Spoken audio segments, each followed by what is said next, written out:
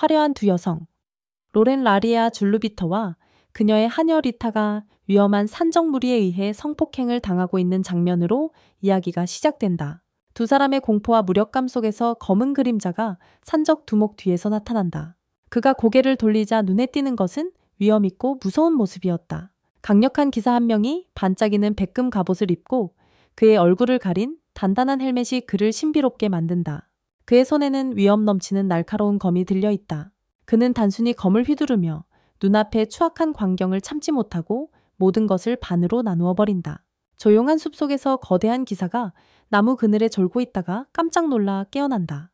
그의 눈앞에는 그가 한 번도 본 적 없는 기묘한 풍경이 펼쳐진다. 어젯밤 게임을 하느라 너무 피곤해 잠이 들었던 것 같은데 그 기억은 흐릿하다. 익숙한 방이 아닌 무성한 숲속에 서 있는 자신이 놀라운 사실을 깨닫게 된다. 그는 벨레누스의 강력한 갑옷을 입고 있으며 빛과 불의 속성과 여러 보조 효과를 지니고 있다. 그의 뒤에는 어두운 속성을 부여받은 신비로운 검은색 로브가 있다. 그의 손에는 악조건 저항을 레벨에 따라 자동으로 증가시키는 터티스의 방패가 있다. 마지막으로 죽음을 부르는 번개를 휘두를 수 있는 위험 넘치는 성전환 검 칼라트 블록이 있다. 그는 게임 캐릭터로 변신한 것이다. 처음의 혼란은 곧 호기심으로 변하며 이는 꿈이 아님을 깨닫는다. 그를 둘러싼 세계는 너무 생생하고 현실적이어서 믿기 힘들다. 악은 즉시 게임에서 사용하는 기술인 와이번 슬래시를 떠올린다. 그는 자신의 캐릭터가 천기사이며 부업이 교황이라는 것을 기억하지만 마법 스킬을 사용할 수 있어 자신의 힘이 너무 강력하게 느껴진다. 눈앞에서 벌어지는 일에 신이 나 있는 그는 배가 고프다는 것을 느낀다. 그는 마법을 사용하여 어떤 마을로 순간 이동해 음식을 찾기로 결심한다. 하지만 이 세계의 어느 곳도 가본 적이 없어서 새 계정을 만들어야 할 뻔했다. 위기 속에서 그는 가까운 거리를 이동할 수 있는 기술인 디멘션 무브를 떠올린다. 너무 사실적인 이동 덕분에 지체 없이 이동하자 그는 기사의 헬멧을 벗게 되어 더 흥분하게 된다. 맑은 물에 비친 자신의 모습이 해골이라는 것을 보고 그는 놀란다. 그는 자신이 만든 캐릭터가 해골이라는 것을 기억해낸다. 이 세계의 사람들에게 귀한 아이템으로 사냥당할까 두려운. 그는 기사의 헬멧을 계속 쓰고 남은 여정을 살아가기로 결심한다. 악은 루비에이터 성 아래 동네의 울퉁불퉁한 길을 걸으며 여행을 시작하고 아름다운 풍경을 감상한다. 매 발걸음마다 새로운 경험이 그에게 다가온다. 새로운 분위기를 만끽하던 중 상인 여성에게 물건을 사라는 제안을 받지만 손에 돈이 하나도 없어 상인은 눈앞의 기사에게 이상함을 느낀다. 계속해서 동네를 걸으며 악은 고풍스러운 복장을 입은 주민들과 웃음소리와 전통악기에서 나오는 음악이 어우러지는 모습을 본다. 활기찬 분위기는 그를 진정한 탐험가처럼 설레게 만든다. 갑자기 구운 고기의 향기가 그를 유혹하며 배고픈 기사가 더욱 배가 고프게 만든다. 악은 작은 골목을 지나며 동네를 계속 탐험한다. 그는 다툼 소리가 들리는 것을 발견하고 범죄자들의 대화 중 알게 된 정보로 보아 눈앞에 보라색 망토를 입은 인물이 엘프라는 사실에 흥분한다. 그가 서 있는 이 현실 세계는 그가 예전에 했던 게임의 판타지 세계와 너무나도 비슷하다. 신비로운 엘프를 찾는 중 악은 이 세계에서 살아남기 위해서는 퀘스트에 참여해야 한다는 것을 깨닫는다. 그는 용병 길드에 가서 퀘스트가 공지되고 돈과 명성을 얻고자 하는 이들에게 배정되는 곳을 찾는다. 여기서 악은 정식 용병이 되기 위해서는 괴물, 마수 또는 도둑을 처치하고 그 증거를 가져와야 인증서를 받을 수 있다는 것을 알게 된다. 악이 이 세계의 마수가 등장하는 것에 흥미를 느끼자 길드장은 그를 매우 이상하게 생각한다. 멋진 갑옷을 입은 기사가 왜 성 밖의 작은 퀘스트에 참여하는지 놀라워한다. 악이 근처 숲으로 들어가자 곧 두 마리의 야생동물을 사냥하게 된다. 그 순간 나무집 사이로 울려 퍼지는 이상한 소리 때문에 또 다른 멧돼지가 나타나 죽음을 맞이할 것이라 생각한다. 그러나 그의 앞에 나타난 것은 오로제라는 판타지 게임의 신인 몬스터로 악은 매우 흥분한다. 오로제가 거대한 곤봉을 들고 기사를 공격하자 악은 단 한 번의 간단한 배기로 그를 고조 사토루로 만들어버린다. 전리품을 챙기며 길드로 돌아가 맛있는 구운 고기로 바꾸기 위해 악은 우연히 두 소녀가 도둑에게 공격받고 위험에 처한 것을 발견한다. 그들은 스스로를 보호할 수 없고 도둑들이 둘러싸여 절망적인 상황에 처해 있다. 두 사람 중 한 명은 귀족 자가씨인 것 같고 다른 한 명은 하녀이거나 시녀인 것 같다. 악은 그들의 복장과 행동으로 이를 깨닫는다. 처음 볼 때 악은 수적으로 불리한 PVP를 생각하면서 망설인다. 하지만 눈앞의 상황은 너무 절박하여 악은 망설임을 털어버린다. 그는 신속하게 개입하여 게임에서 얻은 갑옷과 전투 기술을 사용한다. 게임의 경험으로 그는 빠르고 단호한 공격으로 도둑들을 쉽게 모두 처치한다. 악이 그들을 구하자. 두 소녀는 놀라움과 깊은 감사의 마음을 표현한다. 아가씨는 아직도 너무 놀라서 말이 없다. 하녀는 좀 더 친절하게. 주인의 상황을 걱정하며 주인공에게 두 사람을 구해준 것에 대해 감사한다. 하녀 리타는 즉시 구세주에게 아가씨, 로렌 라리아 루비에이터를 소개한다. 악은 아가씨가 방금 위험한 상황을 겪어 차분함을 잃고 있음을 본다. 그는 하녀에게 두 사람을 다른 옷으로 갈아입히라고 한다. 도둑에게 찢겨진 옷을 벗기 위해서다. 그동안 악은 파일을 이용해 도둑들의 시체를 정리한다. 이 현실 세계에서의 전투는 게임과 다르지 않다고 느낀다. 하지만 무기를 쥐고 적과 맞닥뜨리는 느낌은 훨씬 더 현실적이고 생생해서 악은 이것이 꿈인지 현실인지 스스로에게 묻는다. 실제로 사람을 죽였지만 그는 죄책감이나 불안감을 느끼지 않는다. 아마 도둑들이 악당이었기에 그는 자신의 행동이 정당하다고 여기고 있다. 배가 고픈 그가 도둑들의 말등에 달린 보물을 발견하자 그는 매우 운이 좋다고 느낀다. 악은 이렇게 손쉽게 재정 문제를 해결할 수 있다는 것에 대해서도 기쁘다. 짐을 정리한 후 루비에이터 성 아래 동네로 돌아가려고 할 때 두 아름다운 소녀는 새로운 옷으로 갈아입는다. 아가씨는 점차 차분함을 되찾고 정중하게 그에게 감사의 인사를 전한다. 하녀는 악에게 함께 루비에이터 성으로 돌아가자고 초대하며 그에게 적절히 감사하겠다고 약속한다. 가는 길에 아가씨는 큰 기사의 매력에 홀린 듯 계속 그를 바라보아 악은 매우 쑥스럽게 느낀다. 루비에이터 성 아래 동네의 길드로 돌아가자. 길드장은 악이 반나절도 안 되어 이렇게 많은 전리품을 가져온 것에 놀란다. 그는 가방에 오크의 시체와 악이 빼놓은 마석이 들어있는 것을 발견한다. 길드장 다크의 말을 통해 악은 모든 마수들이 전투용 무기를 제작하는 데 사용할 수 있는 마석을 가지고 있다는 것을 알게 된다. 가져온 전리품이 목표를 달성했기 때문에 악은 정식 용병 카드가 발급되고 앞으로의 힘든 퀘스트를 준비한다. 지금 매우 여유로운 재정 상태인 악은 VIP 방과 고급 저녁 식사를 즉시 예약하여 오늘 하루 내내 그를 괴롭혔던 배고픔을 해결한다. 이 세계에서의 생활 경험은 풍경에서부터 음식 맛까지 너무나도 현실적이어서 악은 자신이 판타지 세계로 환생했음을 깨닫는다. 높아진 흥분으로 악은 계속해서 신나서 웃음을 터뜨린다. 이른 아침, 한 마을에서 아침을 준비한 마르카의 어머니는 해가 뜨기 전부터 작업을 시작한다.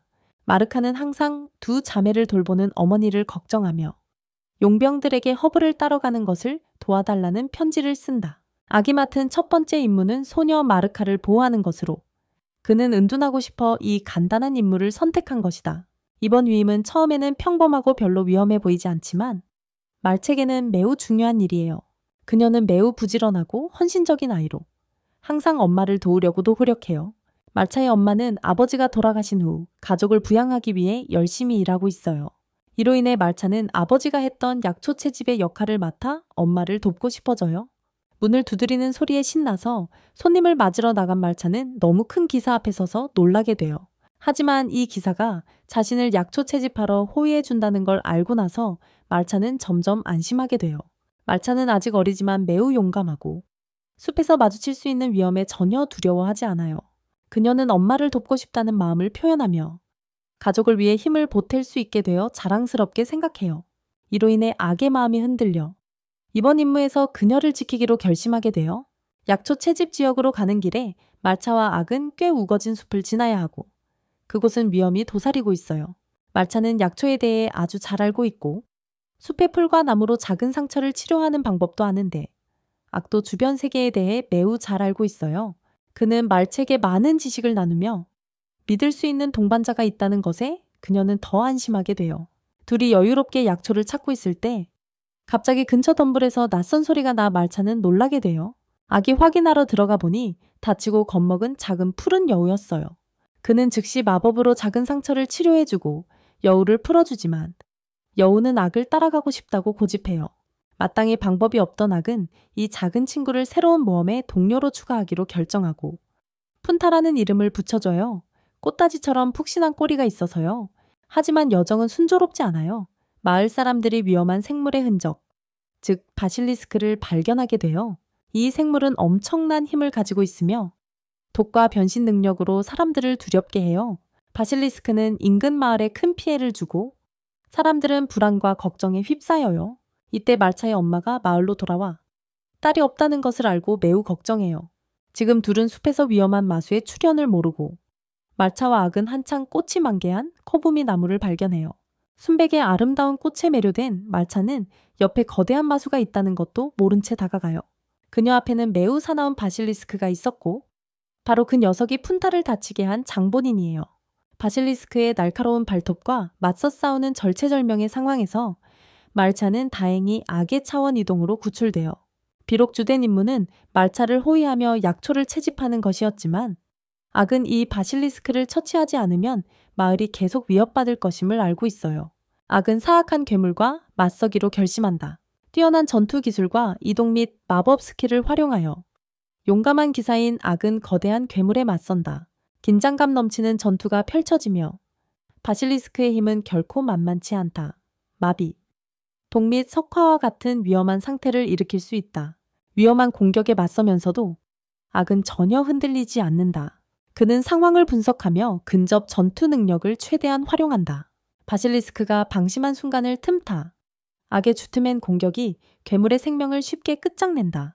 이 캐릭터의 특별한 점은 그는 과시형 영웅이 아니라 조용히 행동하며 정체를 숨기고 너무 많은 주목을 받지 않으려 한다.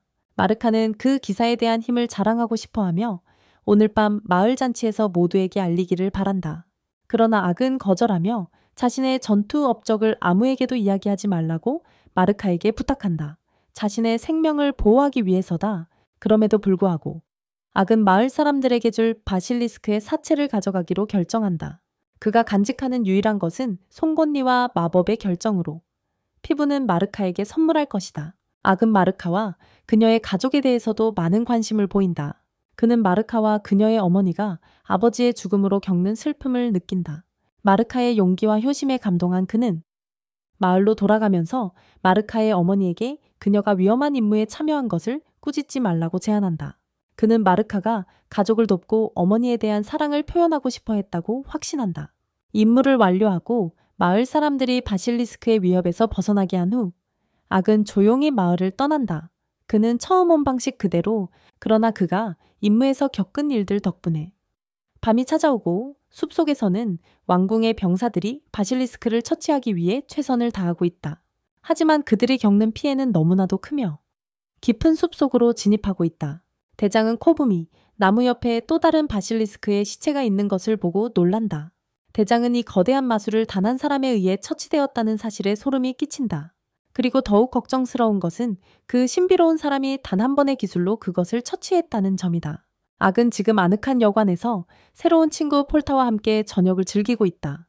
그는 다음날 더 힘든 임무에 도전하기로 결심한다. 엘프 부족의 전사 아리아는 자신의 민족의 처참한 상황에 괴로워한다. 속임수로 인해 자신의 민족이 억압받고 있는 상황에서 복수를 위한 힘을 갈망한다. 엘프의 땅이 인류에게 착취당하면서 아리아는 강력한 전사가 되는 것 외에는 선택의 여지가 없다. 이 불공정한 세상에서 엘프는 인간에게 사냥당하고 노예로 팔려간다. 인신매매 조직이 엘프를 공격하여 그들을 붙잡아 귀족과 부유한 사람들에게 팔아버린다. 억압을 견디는 것 외에도 엘프는 다른 어두운 세력과 맞서 싸워야 하여 그들의 삶은 매우 힘들어진다. 아리아는 강력한 전사로서 자신의 동족을 구하기 위해 결심한다. 그녀는 인신매매단이 몇몇 엘프 아이들을 가두고 있다는 소식을 듣고 행동하기로 결정한다. 그녀가 이 임무를 수행하던 중 악과 우연히 마주친다. 처음에 아리아는 악의 이상한 외모로 인해 그를 적으로 오해한다. 악은 근처에서 도둑들을 처치하는 임무를 맡고 있다. 임무를 마친 후 악은 도둑들로부터 전리품을 수집하던 중 수상한 나무 상자를 발견하지만 그는 도둑들의 보물을 챙기기에 바쁘다. 반면 킨도 체인의 영주 체인 기우디안토는 로렌을 암살하지 못한 것에 대해 불만을 토로한다. 자신이 고용한 도둑들이 우연히 지나가는 용병에게 처치당했다는 사실에 악당 영주가 실망을 감추지 못한다. 도둑들뿐만 아니라 2마리의 강력한 바실리스크도 처치되었다. 이 영주가 이런 충격적인 일을 저지르는 이유는 동쪽 제국이 서쪽을 쉽게 침략할 수 있도록 하기 위해서다. 그는 계속해서 일이 잘 풀리지 않는다며 불만을 토로하고 놀이에 빠진 자식이 너무 쓸모없어서 걱정하지 않을 수 없다. 아기 유 동굴에서 짐을 챙기고 있을 때 아리안이 갑자기 그를 공격한다. 아리안의 공격은 강력할 뿐만 아니라 그 속도도 인상적이다. 그러나 악은 덩치 큰 갑옷을 입고 있음에도 전혀 흔들리지 않는다. 악은 아리안이 자신을 오해하고 있다는 것을 깨닫고 설명하려 하지만 그녀는 그가 변명하고 있다고 생각한다. 둘이 대치하는 동안 아리안은 악 옆에 정령 동물이 있다는 것을 발견한다. 진실하고 순수한 영혼의 소유자만이 이 정령과 함께 할 수 있다. 아리안은 자신이 악을 오해했다는 것을 깨닫고 사과하며 그녀의 민족의 상황을 설명한다. 모든 엘프가 인간에게 상품으로 여겨진다고, 악은 그녀의 상황이 너무 불쌍하다고 느끼고 도와주겠다고 제안하지만 아리안은 이것은 개인적인 문제라며 악이 개입해서는 안 된다고 말한다. 아리안이 말을 마치고 떠나자 악은 게임의 일환으로 그녀를 도와줄 결심을 한다. 여관으로 돌아온 악은 친구와 함께 뱉어지도록 잔치를 벌인다. 악은 아리안의 이름도 모르고 이번 사건에 대한 정보도 없지만 포기하지 않는다. 다음 날 아침, 악은 차원 이동을 이용해 엘프 민족의 거주지를 향해 이동하기로 결정한다. 숲에 발을 들여 놓자마자 악은 노예상들이 엘프를 잡으라고 외치는 것을 발견한다. 그 무리의 우두머리는 바로 불량배인 우드란이며 엘프 소녀가 그에게 속아발에 상처를 입었다. 이 머리의 불량배는 아버지의 힘을 빌려 이 도적단의 리더가 되었다. 악은 한쪽에서 모든 것을 지켜보았다. 그가 분노로 끓어오를 때 그 역겨운 자들이 아이들을 단순한 상품으로 여기는 모습을 보았다. 그가 구하러 나서려야 할 때 아리안이 어디서 나타나서 도적들을 하나하나 쓸어버렸다.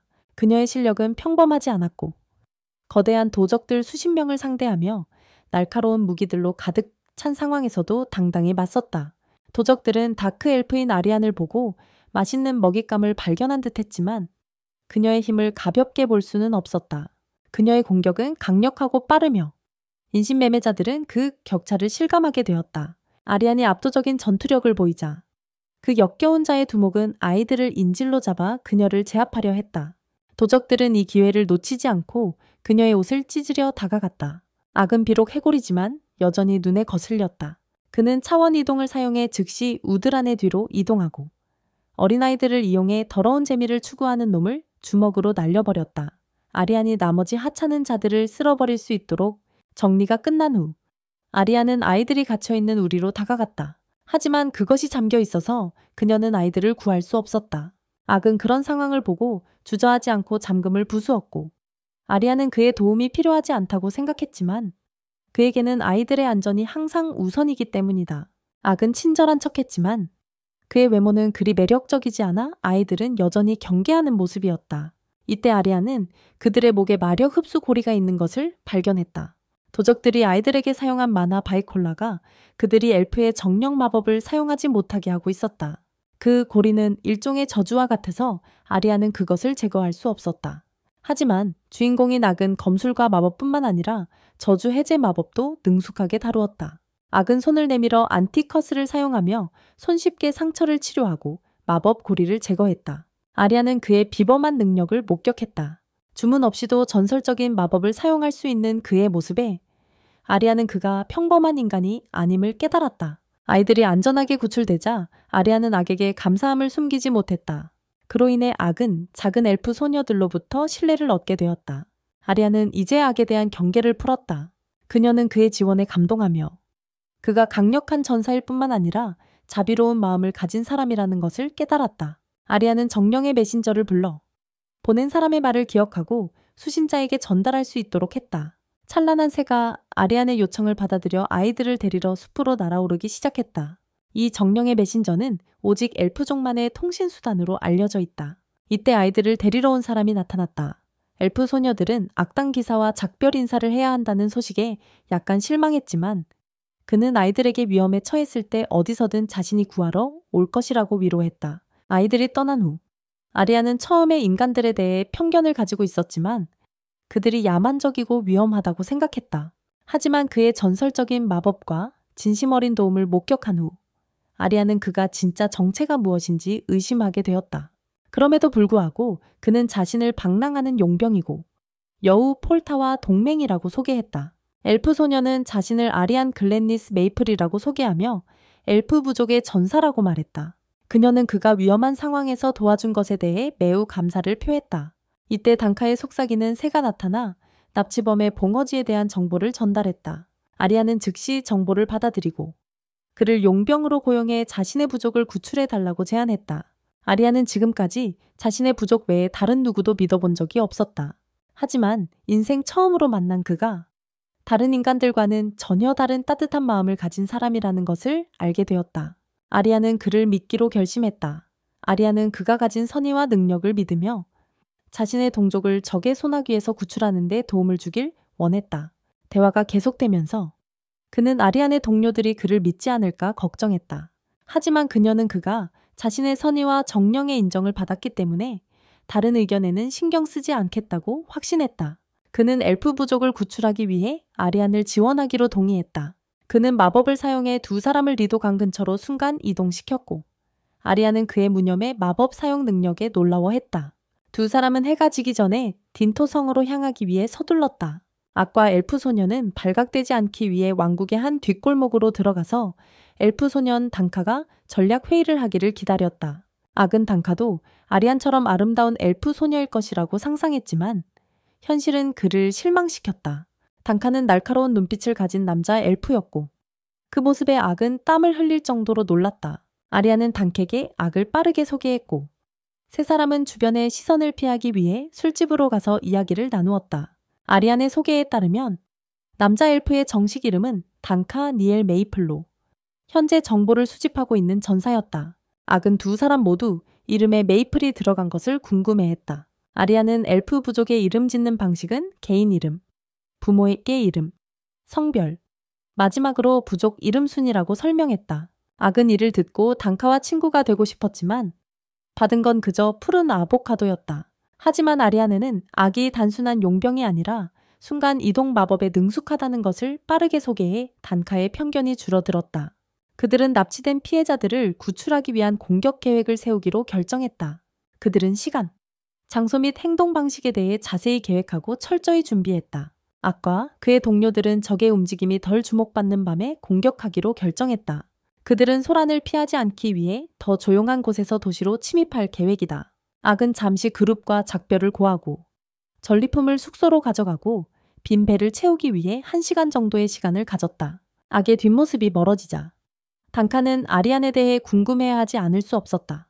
왜 그녀가 외부인을 믿는지, 아리안은 그가 위기에서 자신을 구해준 것에 대해 감사의 마음을 표현했다. 단카의 이야기를 통해 아리안은 또 다른 전사인 자신의 부족의 전사 또한 자신보다 강하다는 것을 알게 되었다. 하지만 단카는 여전히 그 기사에 대해 믿을 수 있을지 의문을 품고 있었다. 아리안은 그런 말을 듣고 악에 대한 믿음을 확고히 하며 그를 믿기로 결심했다. 악은 보상을 받고 난 후 작은 골목에서 배고픈 배를 채우기 위해 푸짐한 식사를 하기로 결심했다. 엘프 아이들이 갇혀있는 감옥에서 인신매매범들은 다음날 아이들을 데리고 나가 팔기로 결정했다.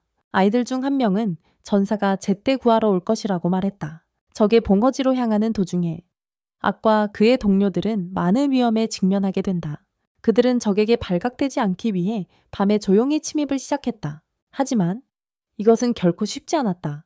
적은 이미 사전 준비를 해놓았기 때문이다.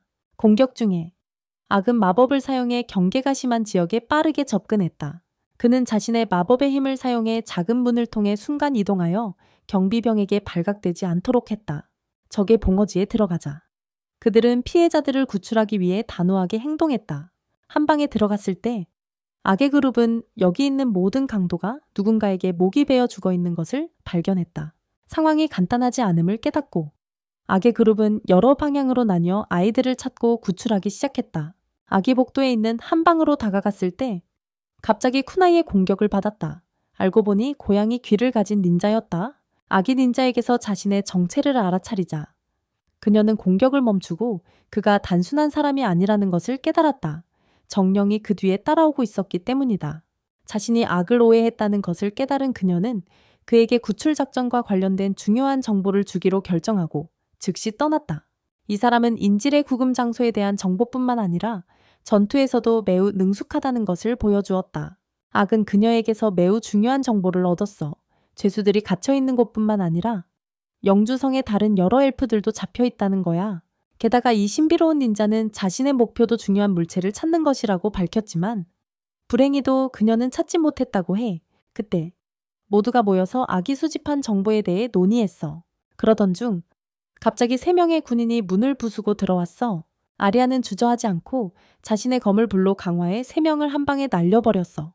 마침내 감옥에 갇힌 엘프들을 찾았어. 악은 재빠르게 감옥의 문틀을 부수어 아이들이 매우 놀라게 했어. 그렇지만 모든 엘프를 구출하고 도시 외곽으로 이동하던 중 악은 아이들의 목에 마법의 저주가 걸린 목걸이를 발견했어.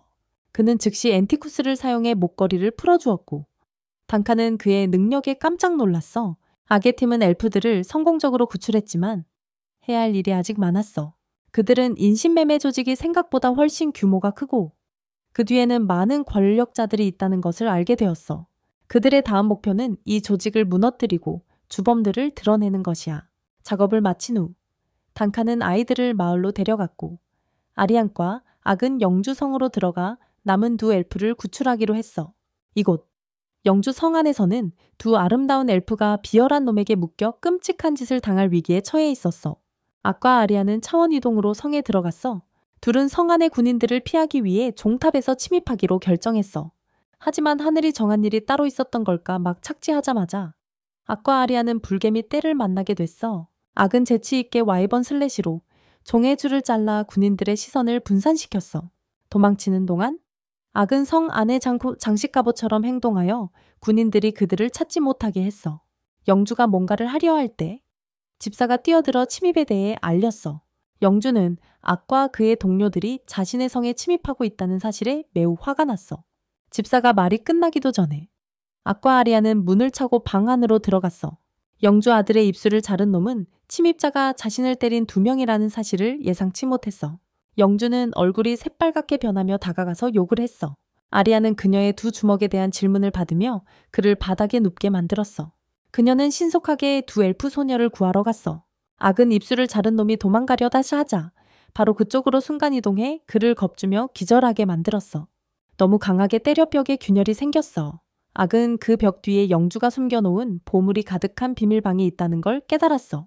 그는 아리안을 부르려 했지만 그녀가 제일 비열한 영주를 응징하고 있는 것을 발견했어. 악은 모든 것을 목격하고 그녀가 너무 지나치다고 느꼈지만 아리아는 그렇게 생각하지 않았다. 그는 엘프와의 조약을 남용하여 무고한 엘프를 납치해 자신의 오락거리로 삼은 범죄자이므로 그가 겪는 일은 전혀 억울하지 않았다. 그 말을 듣고 2 엘프들은 주저하지 않고 그 군주에게 자신들이 연마해온 무술을 보여주기 시작했다. 이때 병사들이 발견하고 몰려왔다. 악은 아리안에게 시간을 벌어달라고 요청하고 그는 급히 약탈자의 보물을 챙겼다. 아리안은 비범한 힘으로 병사들을 쉽게 처치했다. 악이 방금 발견한 그 말을 정리하고 있을 때 아리안에게 들켰다. 재치있게 그는 이렇게 하면 도적들이 재건할 자원이 부족해져서 엘프족의 안전을 보장할 수 있다고 변명했다. 아리안은 그의 말에 동의하며 악의 행동이 매우 합리적이라고 느꼈다. 그러나 그들이 떠나기 전에 큰 폭발이 성에서 일어나 혼란이 발생했다. 악과 아리아는 정확히 누가 폭발을 일으켰는지 알지 못하지만 그들은 귀신 닌자가 이 일을 도와주었을 것이라고 의심했다. 이것은 그들의 팀이 항상 예상치 못한 상황에 적응할 준비가 되어 있음을 보여주었다. 성에서 탈출한 후 아리아는 악이 자신의 민족을 위해 한 일에 깊은 감사를 느꼈다. 악이 다음 목표에 대해 묻자 그는 다음 모험에 대한 뚜렷한 계획이 없었다. 그녀는 그에게 다른 엘프들을 구출하는 임무에 함께 해달라고 제안했고 아리아는 엘프족이 많은 어려움에 처해 있다고 설명했다. 그녀는 악의 힘이 그들의 임무에 매우 유용할 것이라고 믿으며 그가 앞으로의 구출에 함께 해주길 희망했다. 악은 아리안의 제안에 흥미를 보였지만 외부인이 마을에 들어가려면 얼굴을 드러내야 한다는 사실을 알게 되어 매우 조심스러워졌다. 악은 아리안이 자신의 얼굴을 보게 되면 즉시 공격할 것이라고 걱정했다. 아리안은 악과 함께하고 싶다는 진지한 마음으로 어떤 대가를 치르더라도 그를 해치지 않겠다고 맹세했고 악은 그녀의 솔직함에 놀랐다. 악이 철갑을 벗자 그의 몸은 오직 뼈로만 이루어져 있어 아리아는 충격을 금치 못했다. 악은 자신이 이 세계로 소환되었고 상황을 인식했을 때 이미 뼈가 되어 있었다고 설명했다. 악은 자신의 외모가 어떤 저주와 관련이 있다고 생각했다. 아리아는 악의 걱정을 이해해야 하고 엘프 마을에 도착하면 엘프족의 장로들에게 그를 소개하겠다고 제안했다. 악은 초대에 응하고 자신이 겪고 있는 저주를 풀 방법을 찾을 수 있다는 희망을 느꼈다. 악은 자신이 지어낸 저주가 실제가 될 줄은 전혀 몰랐다. 악과 아리안이 엘프 마을로 떠날 준비를 하는 동안 이야기는 다른 방향으로 전개되며 각 왕국 사이의 정치적 긴장을 다루었다. 한 큰 왕국에서 중요한 회의가 열렸고 귀족들은 디엔토 지역의 군주가 엘프를 납치하여 동방제국에 팔고 있다는 소문에 대해 논의하고 있었다.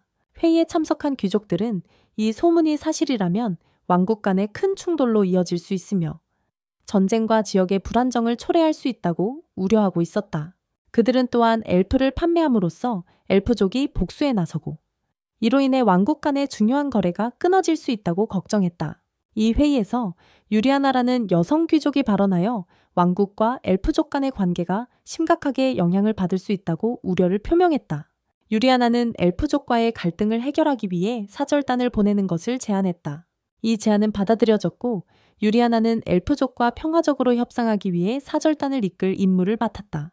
악과 아리안의 이야기로 돌아가면 두 사람은 엘프 마을인 랄라토야로 향하는 여정 중에 있다. 하루 종일 밀림을 지나 모험을 하며 결국 악은 야영할 수 있는 깨끗한 물을 찾았다.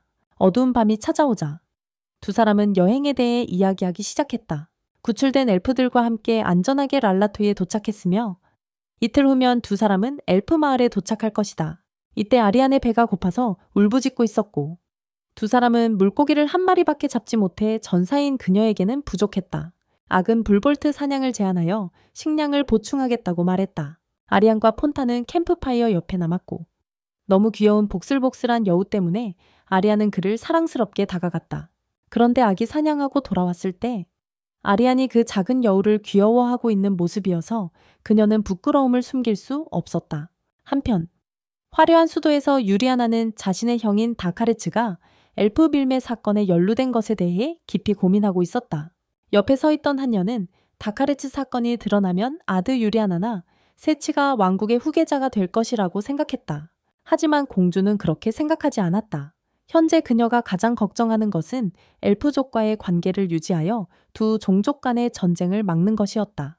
엘프와의 협상을 위해서는 이르리아나가 림부스를 만나는 것이 유일한 방법이었다.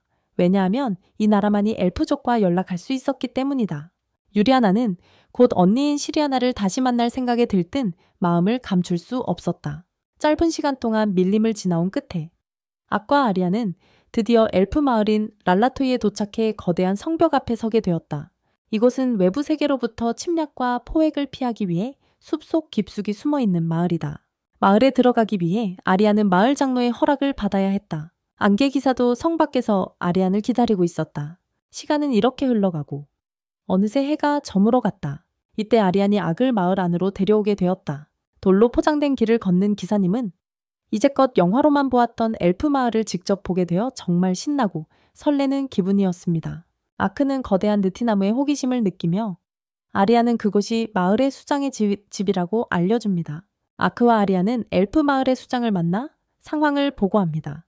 수장은 위험 있는 모습의 노인이지만 여전히 강한 힘과 지혜가 느껴집니다. 그는 엘프족의 전통 의상을 입고 있으며 복잡한 문양이 자연과의 깊은 유대감을 상징하고 있습니다. 마을의 수장 딜란테아 H.G. 라라토야와 그의 아내 렌니스는 아리안의 부모님이기도 하여 아크는 그녀의 고귀한 정체성에 놀라지 않을 수 없었습니다. 아리안의 아버지는 그녀가 주인의 성에 무단 침입한 것에 대해 꾸짖습니다. 아크는 이를 지켜보며 사건의 경과를 수장에게 자세히 설명합니다. 수장은 아크가 엘프를 돕기 위해 보여준 용기에 감사의 마음을 전합니다. 그는 아크의 행동이 단순한 도움을 넘어 아크와 엘프족 간의 신뢰를 강화하는 데 기여했다고 강조합니다. 특히 인간과 엘프 사이의 관계가 점점 더 긴장되고 있는 상황에서 말이죠. 수장은 인간들이 엘프를 대하는 방식은 도저히 받아들일 수 없는 일이라고 느낍니다. 인간의 엘프 매매 계약서를 단단히 쥐고 있는 딜라는 이 추악한 행동에 깊은 실망을 느낍니다. 그는 또한 문제를 해결하기 위해 대장로 회의에 보고해야 한다고 말합니다. 긴장된 대화가 이어지는 사이 아리안의 어머니 글래니스는 저녁 식사를 준비합니다. 상에 차려진 요리는 정성이 가득하고 보기에도 매우 맛있어 보입니다. 하지만 아크는 자신의 외모에 대해 여전히 걱정이 됩니다. 아리안은 그런 아크를 위로하며 자신의 가족에게 그가 겪고 있는 저주에 대해 모두 설명했다고 말합니다. 아크는 드디어 자신의 철갑을 벗을 수 있게 됩니다. 이번에 아크는 마치 진정한 자신이 될 수 있는 곳을 찾은 듯 가족 같은 기분을 느낍니다. 다음날 아침, 딜란과 아리아는 엘프를 상품으로 여기는 인간에 대해 대장로 회의에 가기 위해 서둘러 출발합니다. 메이플 수도에 도착하니 회의가 열리는 곳은 라라토야의 평화로운 모습과는 다르게 굉장히 북적이고 혼잡합니다. 그때 아크는 글래니스와 함께 마을을 산책하고 있습니다. 이 작은 마을에 무려 0.명의 인구가 있다는 것을 알게 됩니다. 인간과의 충돌로 인해 엘프들은 아크를 보며 매우 경계하고 두려워하여 기사님은 다소 걱정스러워합니다. 그렇지만 경계의 눈빛 사이에서 자신을 구해준 엘프 소녀들의 따뜻한 환대도 있었습니다. 글래니스는 눈앞에 있는 정직한 소년이 그의 힘에 대해 매우 궁금해하며 아크와 연습 시합을 해보고 싶다고 제안합니다. 아리안과 딜란, 그리고 엘프 지도자들은 현재 상황에 대해 계속 논의하고 있습니다. 엘프족은 특히 인간으로부터 여러 위험에 직면해 있습니다. 최근 엘프를 잡는 행동은 인간의 배신을 나타낼 뿐만 아니라 전쟁의 징후이기도 해. 이 긴장된 회의에서 엘프 장로들이 대처 방법에 대해 논의하고 있어. 몇몇은 자신의 민족을 보호하기 위해 인간을 계속 공격하자고 하고, 다른 이들은 그로 인해 상황이 더 악화될까 걱정해 엘프 마을의 회의의 수장인 그는 더 평화로운 해결책을 찾고 싶어 하지만 그것이 쉽지 않다는 것을 잘 알고 있어. 글래니스 부인의 제안으로 악은 전투 기술을 더 배우게 될 기회를 얻어 글래니스는 엘프 부족의 최고의 전사 중 한 명으로 아리안에게 검술을 가르쳤던 사람이야. 다크 엘프는 비범한 신체 능력을 가진 전사 종족이기 때문에 누군가를 평가할 때 이 혈통을 가진 자들은 반드시 제대로 된 승부를 원해. 글래니스도 마찬가지야. 그녀는 아기 자신의 사랑하는 딸을 지킬 수 있는지 테스트하고 싶어해. 전투가 시작되자 악도 꽤 강력하지만 글래니스는 뛰어난 전투 기술과 경험으로 단 2번의 공격으로 악을 제압해 그 기사님은 포기하지 않아. 그는 이 세계에서는 마법 외에도 좋은 신체와 검술 능력이 필요하다는 것을 깨닫게 돼. 회의가 끝난 후 아리아는 자신이 군주성에 무단 침입한 것이 너무 경솔했다고 느껴. 딜런은 그녀가 깊은 생각에 잠겨 있는 것을 보고 위로해. 그는 그녀가 그렇게 한 이유는 동족을 구하기 위해서라고 생각해. 딜런은 아리안의 언니에 대해서도 이야기해. 이빈이 곧 결혼식을 올릴 예정인데 전투만 아는 그녀가 이제 가족을 꾸리기로 한 것에 아리안은 놀라지 않을 수 없어. 말이 끝나기도 전에 이빈이 어디선가 뛰쳐나와 아리안을 안아? 그녀는 자신의 여동생이 너무 그립다며 임무도 있고 그녀를 맞아. 이빈은 아리안에게 이렇게 커서 연애 한번 하지 않았냐며 놀리자. 아리안은 얼굴이 빨개져. 훈련 내내 악은 더 정교한 마법 사용법과 검술 기술과의 결합 방법을 배워 이번 훈련은 신체적인 것뿐만 아니라 정신 집중과 내부 에너지 조절 능력을 향상시키는 데도 도움이 돼.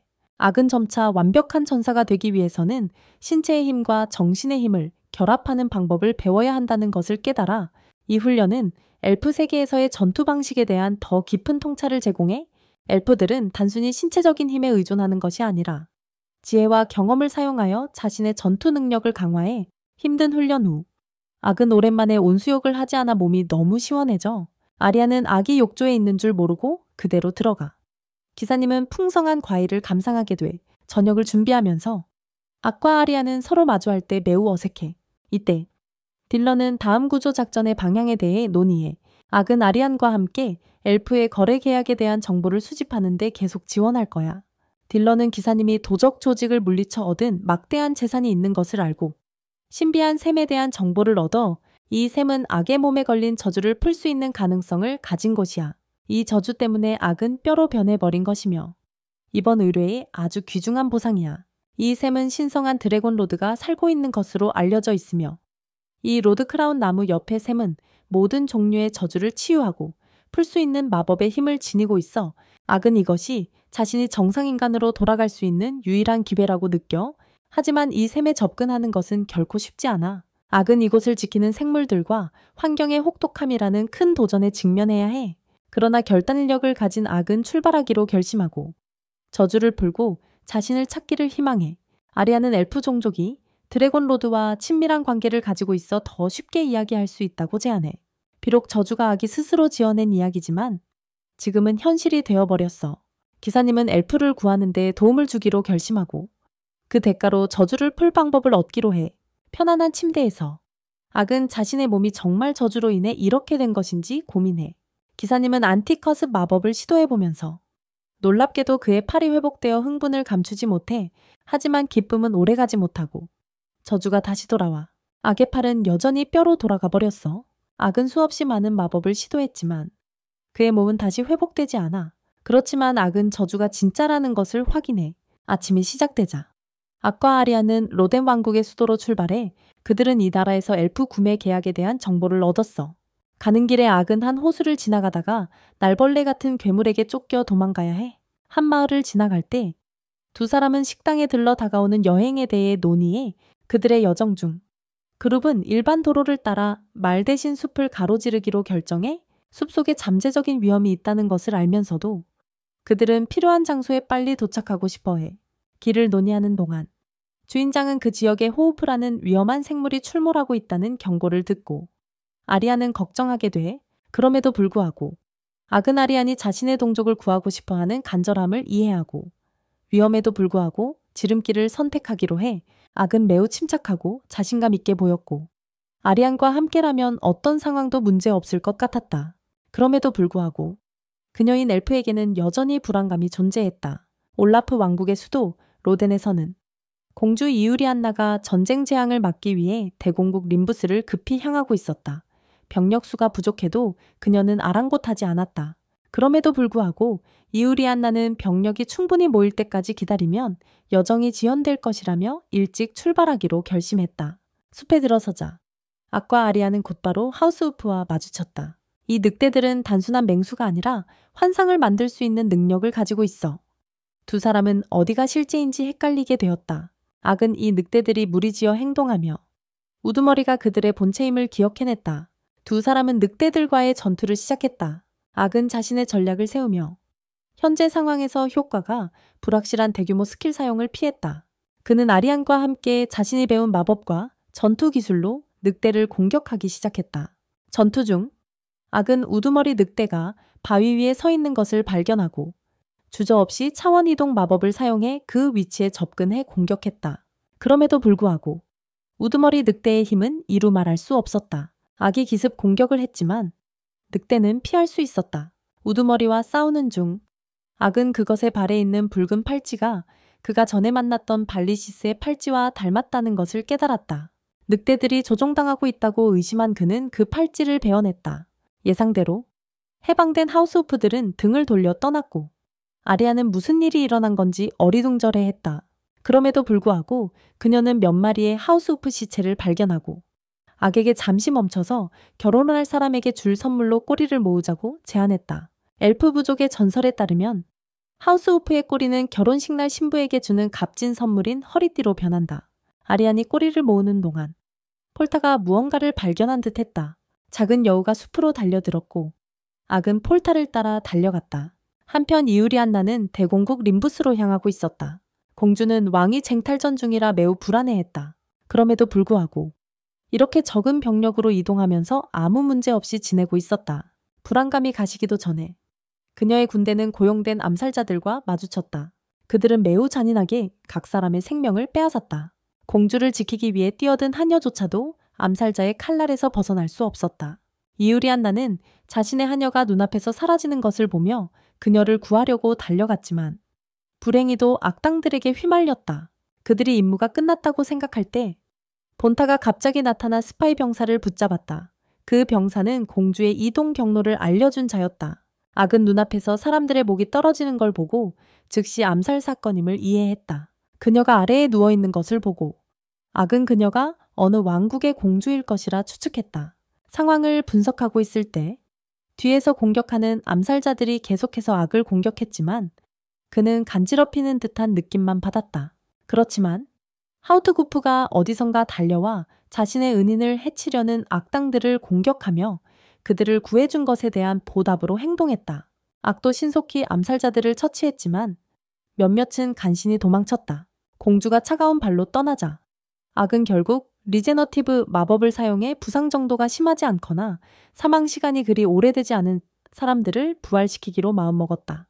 하지만 악은 죽은 자를 부활시키는 것에 대해 망설였다. 인류의 역사를 바꿀 수 있기 때문이었다. 하지만 악의 선한 마음은 그곳에 있는 사람들을 두고 갈 수 없게 했다. 그는 즉시 그 부활 마법을 사용해 살해당한 모든 사람들을 구하기로 했다. 대부분의 죽은 병사들은 구할 수 있었지만 너무 많은 상처를 입은 사람들은 여전히 그를 도와줄 수 없었다. 부활한 공주와 그녀의 일행은 방금 일어난 일에 대해 논의하기 시작했다. 그들은 예상치 못한 공격을 받았음을 이해해야 하고 림부스 왕국으로의 여정을 계속해야 한다고 결론지었다. 모든 병사들은 그들이 방금 경험한 기적에 감사를 표하며 감동했다. 공주는 그들이 신의 축복을 받았다고 선언하며 받은 것에 대한 보답으로 여정을 계속해야 한다고 말했다. 일이 끝난 후 악은 아리안이 기다리고 있는 곳으로 돌아갔다. 그녀는 방금 전 늑대들의 꼬리를 모두 모았고 두 사람은 올라프 수도로 향했다. 화려한 왕국이 눈앞에 펼쳐지자 악과 아리안은 감탄을 금치 못했다. 이곳은 사람들로 북적거렸다. 갑자기 그들은 근처에서 소란이 일어나는 것을 발견했다. 한 여성이 한 무리의 남자들에게 공격을 받고 있었다. 악이 도와주려 할 때 그 신비로운 여성이 혼자서 남자들을 모두 처치해버렸다. 악은 그녀의 능력에 깊은 인상을 받았다. 신비로운 여성이 남자들을 정리한 후 악과 아리안에게 다가오자 두 사람은 매우 놀랐다. 악은 자신이 그 여성을 쳐다보았고 그녀가 자신을 알아챘다고 생각했지만 알고 보니 그 신비로운 여성은 악이 이전에 디안토에서 만났던 지인이었다. 그녀는 귀여운 귀를 가진 닌자.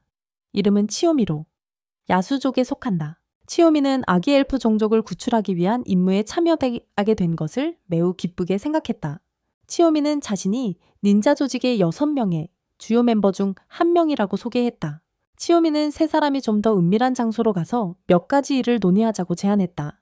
악은 닌자라는 단어에 매우 흥분했다. 그 단어를 합치면 닌자가 되기 때문이다. 그래서 그는 눈앞의 소녀가 리안의 닌자라는 것을 깨달았다. 서로의 신원을 소개한 후 치오미는 악에게 왜 자신을 닌자라고 부르는지 궁금해했다. 악은 더 이상 대답할 방법이 없었다. 그는 자신의 나라에서 스파이를 닌자라고 부른다고 설명했다. 치오미는 악이 이 세계의 닌자를 창시한 인물이라는 것을 깨달았다. 그는 제일 처음의 닌자와 같은 고향 출신이었다. 악은 그 제일 처음에 대해 궁금해했다. 그 제일 처음은 약 500년 전에 사망한 것으로 알려져 있었고 악은 더할 나위 없이 흥분했다. 그는 일본인 최초가 아주 오래전에 이 세계로 전생했음을 알았다. 아리안이 치오미가 악과 논의하고 싶어하는 이유를 물었을 때 그 닌자는 슬픈 눈빛을 감출 수 없었다. 치오미는 자신의 동족인 야수족을 구하는데 악의 도움을 요청하고 싶다고 설명했다. 그녀는 그가 매우 인자하고 신뢰할 수 있는 사람이라고 느꼈다. 치오미는 악이 그녀를 도와준다면 자신이 계약한 엘프 종족에 대한 정보를 보상으로 제공하겠다고 약속했다.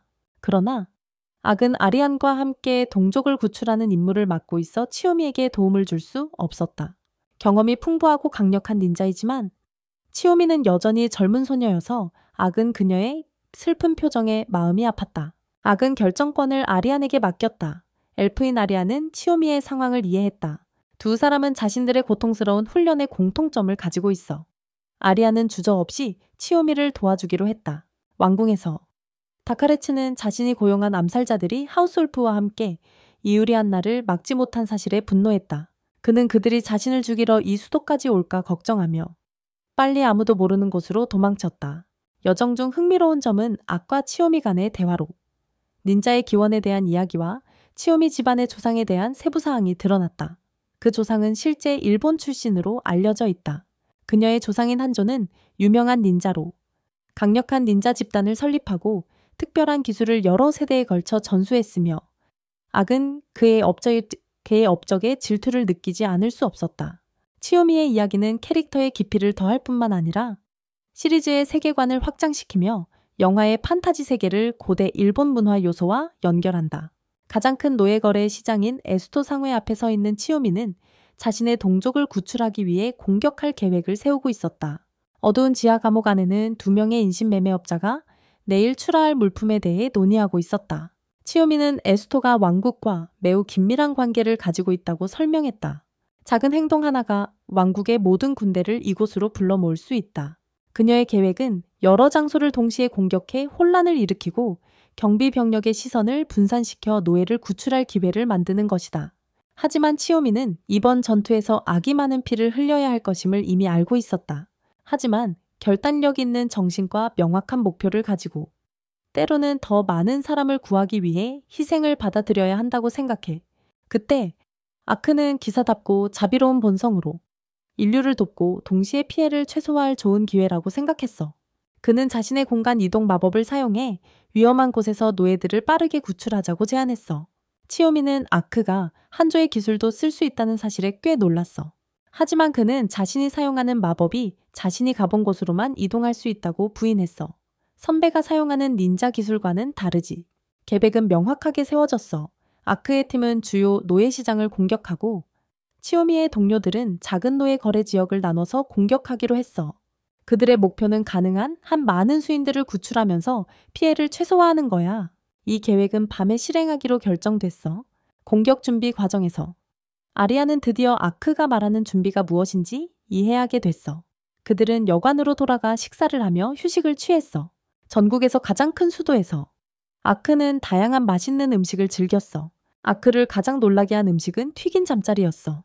처음의 두려움과는 다르게 이 음식은 아주 특별한 맛과 바삭한 식감을 가지고 있어서 아크는 1분 30초 만에 다 먹어버렸어. 밤이 오자 공격 계획이 시작됐어. 어디서 나타났는지 아크는 적을 끌어들이기 위해 열생골드의 코스프레 의상을 사왔는데 아리아는 그의 모습에 실망감을 드러냈어. 포타도 그를 비웃었어. 그때 치요미가 괴몬과 함께 나타났어. 괴몬은 6명의 닌자 중 1명이야. 아크는 치요미라는 이름이 그녀의 진짜 이름이 아니라는 사실에 흥분을 감추지 못했어. 일본의 전설적인 6닌자에 등장하는 인물들이 같은 이름을 가지고 있어. 갑자기 아크와 괴몬이 서로 부딪히면서 아리안과 치요미는 무슨 일이 벌어지고 있는지 이해하지 못했어. 사실 두 사람은 서로의 실력을 확인하고 싶어서 그런 거였어. 밤이 깊어지고 모든 닌자들이 자리를 잡았어. 여기서부터 수인족 구출 전투가 시작돼 아크와 괴몬은 정문 쪽에서 주목을 끌고 아리안과 치요미는 뒤에서 매복하기로 했어. 아크와 괴몬은 에스투의 문으로 힘차게 나아갔어. 모두를 기다리게 하지 않으려는 듯 괴몬은 땅의 기술을 사용해 강화된 성벽을 2개의 돌기둥으로 부수며 문을 그대로 날려버렸어. 경비병들이 그곳에 서 있었지만 말이지 병사들이 방역하러 달려오자 아크는 맨손으로 쉽게 한 명씩 처치했어. 괴몬도 뒤지지 않게 땅의 기술을 사용해 자신의 몸을 강화해 병사들의 창끝도 뚫을 수 없을 만큼 단단해졌어. 기세를 몰아 아크는 총알 같은 기술로 혼란을 일으켜 모든 병사들을 자신 쪽으로 끌어모았어. 상황이 순조롭게 진행되자 AK는 커다란 웃음소리로 군인들을 두렵게 만들었다. 옆에 있는 괴몬은 신속하게 지진 마법을 사용해 땅에서 날카로운 가시를 만들어내며 혼란을 더욱 키웠다. 괴몬이 너무 화려하게 보이자 AK도 뒤지지 않게 마법을 사용했다. 이 두 마법이 서로 공명하며 이수토의 방어선을 무너뜨렸다. 이 덕분에 아리안과 치요미는 다칼가 숨겨져 있는 건물 안으로 쉽게 들어갈 수 있었다. 그는 이수토 상해와 다른 노예들이 강력한 무공을 가진 무리에게 습격당했다는 사실에 매우 화가 났다. 상황이 너무 긴박해지자 다칼은 모든 병사들을 소집해 이수토를 지원하라고 지시하여 경제적 피해를 더 이상 늘리지 않으려 했다. 이쪽에서는 치요미와 아리안이 아크와 괴몬의 혼란 덕분에 상해 내부로 몰래 들어갈 수 있었다. 하지만 여전히 병사들의 촘촘한 방어를 피할 수는 없었다. 초미는 어쩔 수 없이 수수수의 마법을 사용해 물로 된 늑대를 소환해 경비병들의 진입을 저지했다. 그에 못지않게 에이리안도 불마법을 사용해 길을 막고 있는 적들을 불태워버렸다. 덕분에 두 사람은 모두 쉽게 깊은 지하 감옥으로 진입할 수 있었다. 초미는 감옥에 갇혀있는 모든 인간형 생물들에게 자신이 해방하러 왔음을 알렸다. 그래서 모든 인간형 생물들도 서로를 구하기 위해 열쇠를 받는데 협력했다. 곧 모든 이들이 탈출하게 되었고 이때 병사들이 도착했다. 초미는 싸울 수 있는 사람들에게 무기를 들고 저항하자고 제안했다.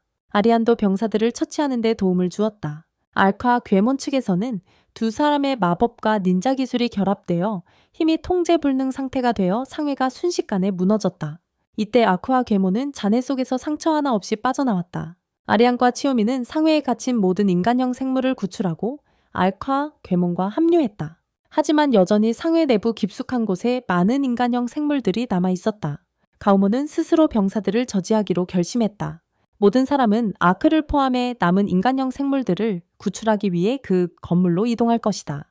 그렇지만 아크는 가오몬 혼자서 그 거대한 병사들을 상대하기엔 불안했다.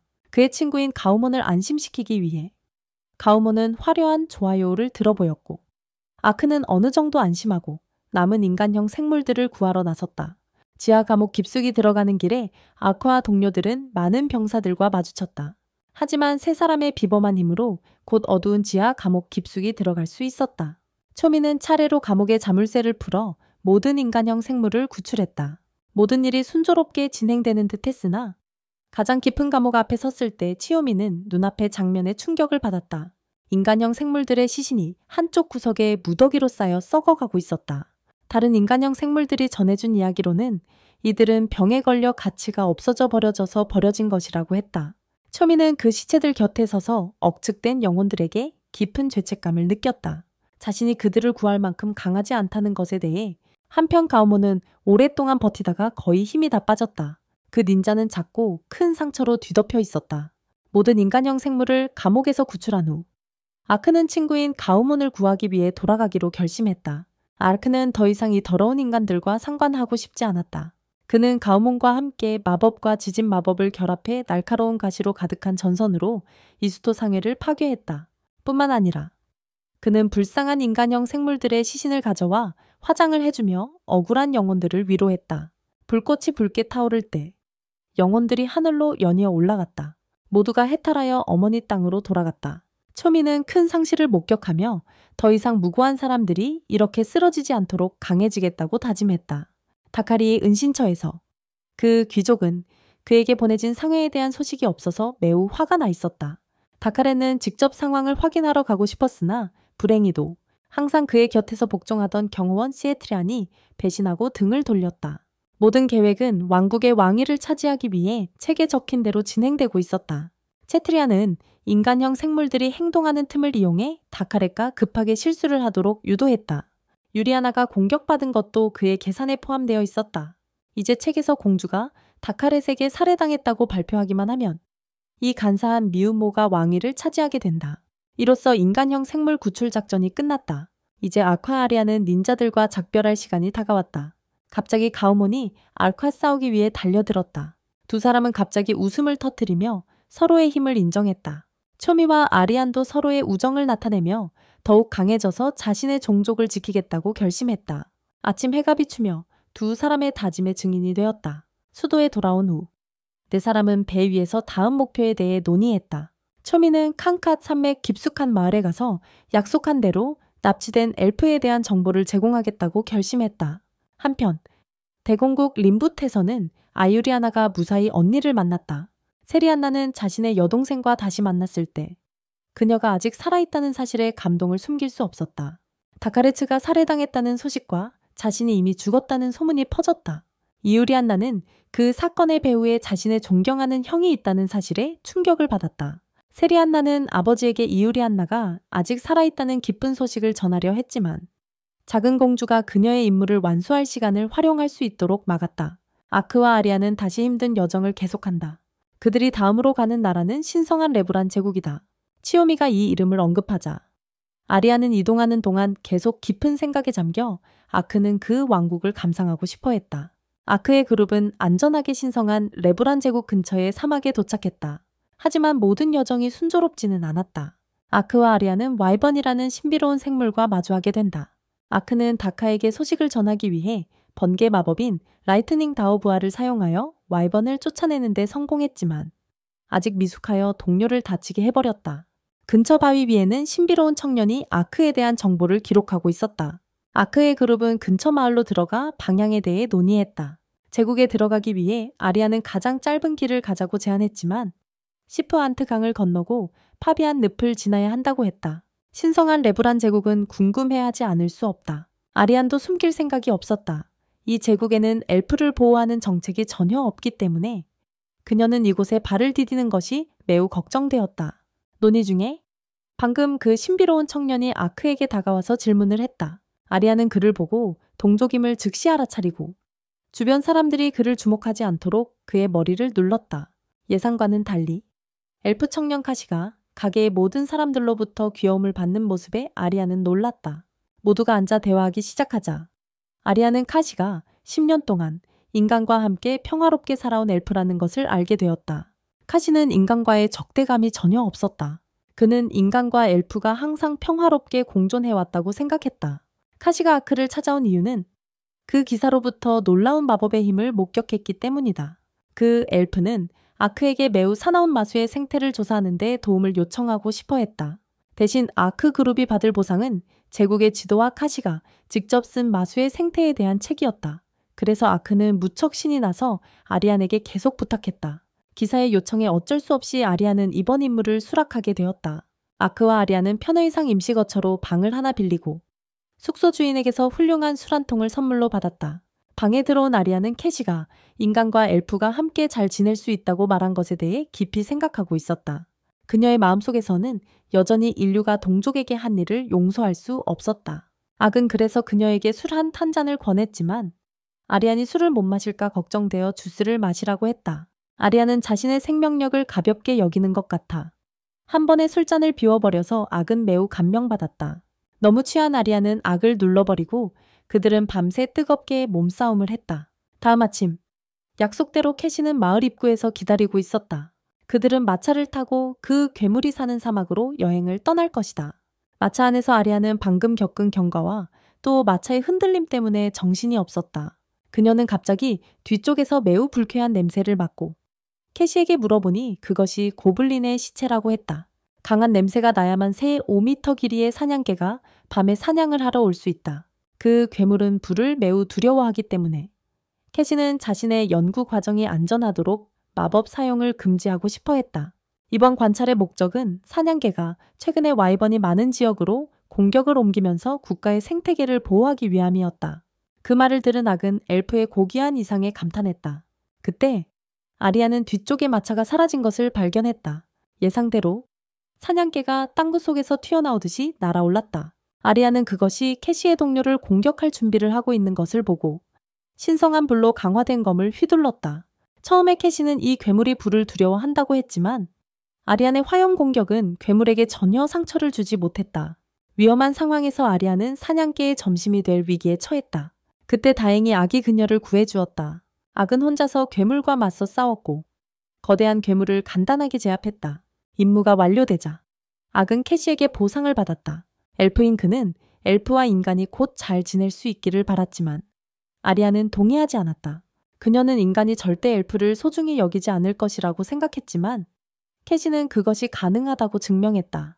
왜냐하면 람판틱 영주가 엘프 여성과 결혼했기 때문인데 아리아는 인류에 대해 더욱 의심을 가지게 되었다. 악은 그녀를 위로하며 모든 종족이 같은 세상에서 함께 살 수 있는 밝은 미래가 가능하다고 말했다. 한 남자는 자신의 앞에 앉아있는 자와 최근의 실종 사건에 대해 이야기하려고 했다. 하지만 경이라고 불리는 자는 오히려 이 비밀스러운 장소에서 즐거움에 빠져 있었다. 풍바는 늘어지게 말하길 잠시 놀다가 상관이 봐줄 것이라고 했다. 그 후 그는 맞은편에 있는 사람에게 자신이 힘을 빌리고 있는 사람이라는 것을 상기시켰다.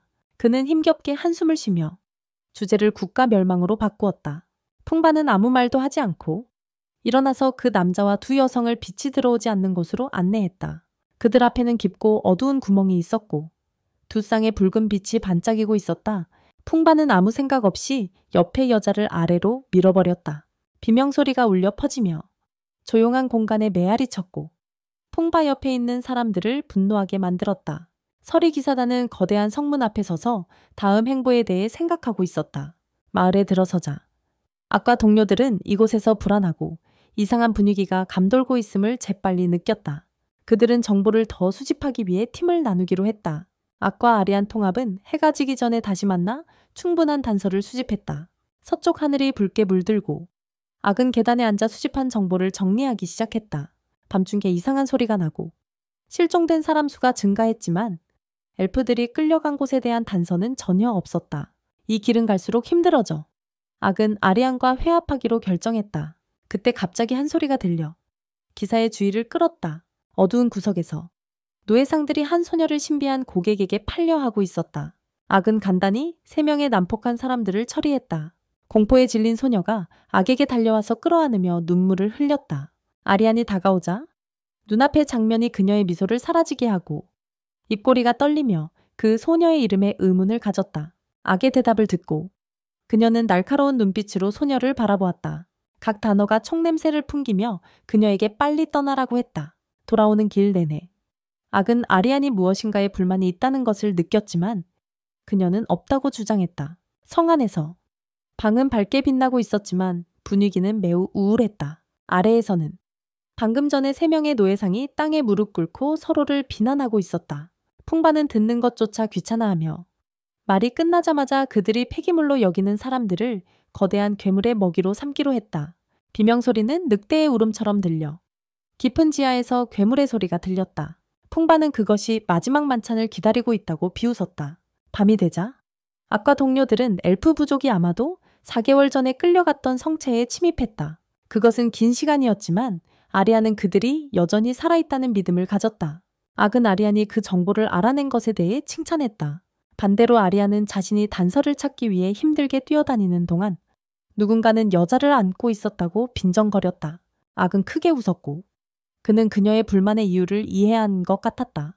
두 사람은 빠르게 견고해 보이는 성 안으로 침입했다. 조용한 달빛이 비치는 긴 복도. 두 사람이 벽 앞에 멈춰섰다. 아리안이 비밀의 문을 열었다. 계단은 유일하게 희미한 불빛과 동물의 냄새가 나는 곳으로 이어진다. 두 사람은 경비병을 처리하며 소리 지르지 않도록 했다. 악은 문을 열고 들어갔다. 각 감옥은 사람의 뼈나 물린 흔적이 가득하고 악취가 진동했다. 털복숭이 여우가 신호를 주자 두 사람은 넓은 공간으로 인도되었고 이번에는 피냄새가 났다. 주위를 살피던 중 발소리가 들려 두 사람은 경계를 높였다. 어둠 속에서 다가오는 사람은 푹 파였다. 그는 거대한 체격의 아리안을 바라보며 그녀에게 자신의 하녀가 되라 요구했다. 그는 그녀에게 옆에 있는 사람을 처리하라고 명령했다. 아리안은 검을 뽑아 들고 한 방에 악을 쓰러뜨렸다. 악은 상대에게 소녀에게 어떤 마법을 걸었냐고 물었지만 대답을 듣기 전에 그녀가 한 방에 그를 눕혔다. 모자가 벗겨지면서 그녀의 엘프 같은 머리카락과 귀가 드러났고 푹바는 흥분했다. 바로 다크 엘프가 눈앞에 있었기 때문이다. 아리아는 여동생 이빈의 훈련하라는 목소리를 듣고 본능적으로 눈을 떴다. 이빈은 그녀가 강해져서 인류의 압박으로부터 엘프들을 지키길 원했다. 언니의 말을 들으며 아리아는 무아지경에 빠져들고 검을 계속 휘두르며 훈련하듯이 공격했다. 그런데 눈앞에 있는 사람은 힘겹게 저항하고 있었다. 악은 끊임없이 저주를 풀기 위해 마법을 시전했지만 효과가 없는 듯했다. 아리아는 다시 뛰어올라 모자에서 붉은 빛이 악의 눈을 칠했다. 원인을 찾아낸 악은 폴텍에 자신의 임무를 수행하라고 지시했다. 작은 모자에서 폴타가 날개가 부러진 악마를 물고 나왔다. 악의 불꽃이 바로 그 소녀의 이성을 잃게 한 원인이었다. 이때 아리아는 힘을 잃고 쓰러지려 했으나 키 큰 기사에게 안겼다. 푹바는 자신의 애완동물이 잔인하게 다루어진 것에 아쉬워했다. 악은 그를 보며 그가 자신의 방에 있는 인피를 궁지에 몰아넣고 환영술로 기절한 소녀를 조종하고 있었다. 푹바는 다가가 자신이 마술사라고 소개했다. 상대방의 손에 들린 것을 보고 악은 그것이 자신이 전에 만난 마법 생물들의 몸에 묶인 것임을 알아챘다. 악이 멍한 표정을 짓고 있을 때 그의 얼굴에 있는 문신이 어두운 빛을 발하며 그의 뒤에서 거대한 마법 생물이 나타났다. 소녀를 한쪽으로 치우고 악은 그에게 엘프들의 행방에 대해 물었지만 그는 그들이 더 이상 없다고 말했다. 그들은 마법 실험의 쥐가 되었거나 그에게서 고통받아 죽었다. 그의 웃음소리가 울려 퍼지는 가운데 그의 뒤에 있던 거대한 짐승이 머리를 떨어뜨렸다. 악은 그동안 침착했지만 이제 분노가 폭발했다. 푼바가 지팡이를 땅에 내리치자 괴물들이 몰려들기 시작했다. 주인의 명령에 따라 그들은 일제히 수학자에게 달려갔다. 푸른 불꽃이 눈에 띄고 날카로운 검들이 적들을 서쪽으로 날려보냈다. 푼바는 자신이 힘들게 길들인 아이들이 철갑을 입은 적에게 무너지는 모습을 보며 그 무거운 갑옷 뒤에 무엇이 있는지 궁금해졌다. 그는 그에게 말하길 그의 친구가 괴물의 손에 붙잡혀 있다고 상기시켰다. 어딘가에서 물줄기가 흘러 괴물을 가두었다. 치오미가 제 시간에 도착해 그의 도움을 주었다. 치오미는 푼바가 미친 듯이 지팡이를 내리치는 모습을 보며 그에게 좋은 소식을 전했다. 아이들이 엘프 부족에 의해 거의 다 처치되었다고. 그제서야 그는 아리아니 도시로 들어가기 전 언급했던 정보 제공자가 치오미 그룹이라는 것을 알게 되었다. 큰 진동이 하늘과 땅을 흔들며 그 괴물이 깨어났다. 푼바는 사람들에게 행운을 빌어주며 달아났다. 성이 큰 구멍에 뚫린 것처럼 보였고 검은 연기가 하늘을 뒤덮었다. 히드라. 가장 강력한 괴물이 등장했다. 거대한 형태의 하임리드라는 품배에 의해 조종당하며 그의 쪽으로 강력한 일격을 날렸다. 푼바는 이제 자신이 적의 목을 치고 웃음을 터뜨릴 수 있다고 생각했다. 그는 자신이 약하다고 무시했던 순간들을 떠올렸다. 이제 푼바는 파괴의 힘을 가진 헤드라를 손에 쥐고 있었다. 그는 이 괴물로 모든 사람들을 놀라게 만들겠다고 결심했다. 잔해 속에서 그는 방어력을 높인 방패 덕분에 살아남았고 치요미는 그 남자가 평범하지 않다고 느꼈다. 이때 아리아는 두 사람 옆에 바위 위에 서서 끔찍한 살기를 내뿜고 있었다. 그녀는 속이 끓지만 표정은 차분하게 푼백에 복수하자고 제안했다. 아크는 푼바가 조종하는 히드라가 인근 도시를 파괴하려 하고 있음을 발견했다. 치요미는 그 괴물이 마치 인류가 감당할 수 없는 자연재해처럼 두려웠다. 하지만 아크는 그 생각을 단호히 일축했다. 그는 하이드라를 처치할 방법이 있어서 이렇게 차분할 수 있었다. 아리아는 아크에게 그 괴물을 처리하게 하고 자신과 치요미는 푼바의 머리를 찾아가기로 했다. 왕궁에서는 도미티아누스 황제가 모든 괴물을 조종할 수 있는 비법을 분석하는 진행 상황에 매우 만족하고 있었다. 이 시점에서 헤이 아이디우라는 화려한 수도에 매우 가까워지고 경고종이 울리기 시작했다. 도시의 모든 병사들은 시민들을 대피시키기 위해 분주히 움직였다. 히드라가 수도를 공격할 준비를 할 때 어디선가 와이번 슬래시가 괴물의 머리로 날아갔다. 그것은 아크였다. 그는 매우 강력한 검술을 사용했지만 괴물에게 상처를 주지 못했다. 아크를 보자 히데는 눈앞에 먹이를 발견한 듯 그들의 머리들이 아크 쪽으로 달려들었다. 아크는 강력한 초능력을 사용해 괴물의 배를 깊이 찔렀다. 멈추지 않고 아크는 갑옷을 입고 에이에드라의 머리로 돌진하여 괴물을 넘어뜨렸다. 푼바는 모든 것을 지켜보며 놀랐다. 그는 한 기사에게 아이드라의 공격을 막을 수 있을 것이라고는 생각하지 못했다. 이때 괴물은 모든 머리를 모아 한꺼번에 공격했다. 그러나 아크는 차원 이동을 사용해 그 강력한 기술을 피했다.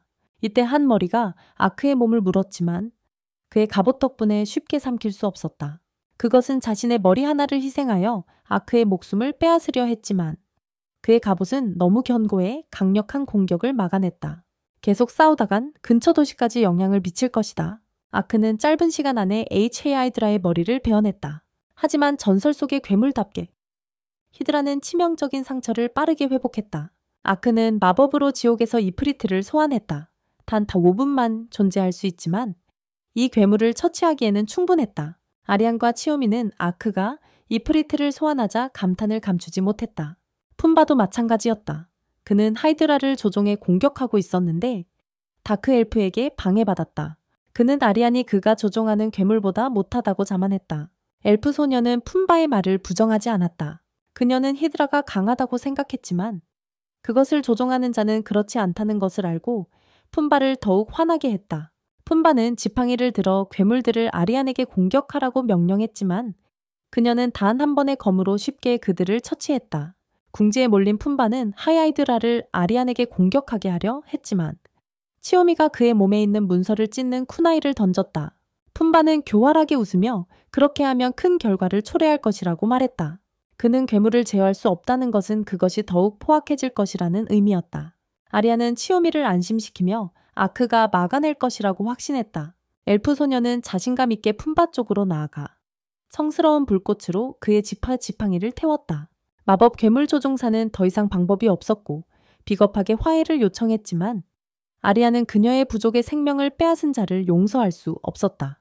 검을 휘두르자 푸른 불꽃이 그 자만심을 집어삼켰다. 기다리던 화염의 괴물은 해방된 듯이 하이드라에 달려들어 강력한 일격을 가했다. 괴물은 힘껏 내동댕이 쳐져 도망치려 했지만 죽음의 낫에서 벗어날 수 없었다. 압도적인 힘으로 아크는 괴물의 꼬리를 잡고 빙빙 돌려 화염의 괴물에게 던졌다. 폭격이 하늘을 환하게 비추며 하이드라를 남김없이 태워버렸다.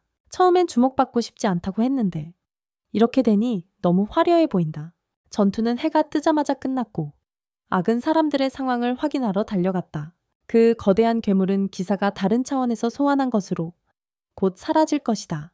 전쟁의 신이 하늘을 날아다니며 로단의 제2공주 이우리아나가 엘프의 대장로 판가스트와 회담 중이라는 소식을 전했다. 궁전에서 양측은 후처리를 논의했지만 장로는 상대방의 숨은 의도를 눈치챘다. 제2공주는 엘프에게 자신을 왕위에 올려주고 지원해줄 것을 제안하며 엘프의 영토가 침범당할 경우 방패가 되어주겠다고 했다. 교환 조건이 장로에 의해 승인되었고 양측은 동맹이 되었다. 돌아가는 길에 악은 아리안이 방금 받은 정보에 대해 걱정하고 있음을 깨달았다. 그때 아리안은 카시의 말을 떠올리며 인류와 엘프의 완벽한 화합의 날을 기억했다. 그녀는 그날이 실제로 바로 앞에 있다는 것을 예상하지 못했다. 치요미와 아리안은 악이 있는 미래가 바로 그 미래가 될 것이라고 믿었다. 악은 선량하고 완벽한 균형의 소용돌이였다. 로단의 궁전에서 첫째 왕자는 동생이 여전히 살아있다는 소식을 듣고 왕위가 그녀에게 기울어질 것이라는 조언을 받았다. 그는 자신이 스파이에 의해 함정에 빠졌다는 것을 생각하기 시작했다. 다른 한편, 이우리아나는 침대에 누워 자신이 죽음을 넘긴 후 해야 할 거대한 임무를 생각하고 있었다.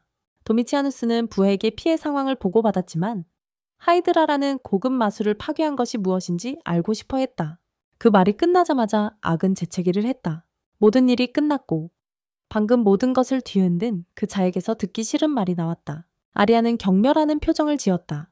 철모가 벗겨지자 해골이 나타나며 치요미는 나무 뒤로 물러나고 입술이 휘어졌다. 모든 저주를 치유할 수 있는 신의 샘으로 안내받을 것이라고 했다. 악은 신이 나고 치요미는 그를 환영하면서도 목소리가 떨려 마치 연주회에서 연주하는 악기처럼 들렸다. 안드로이드 영화.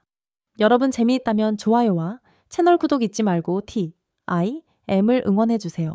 사랑합니다.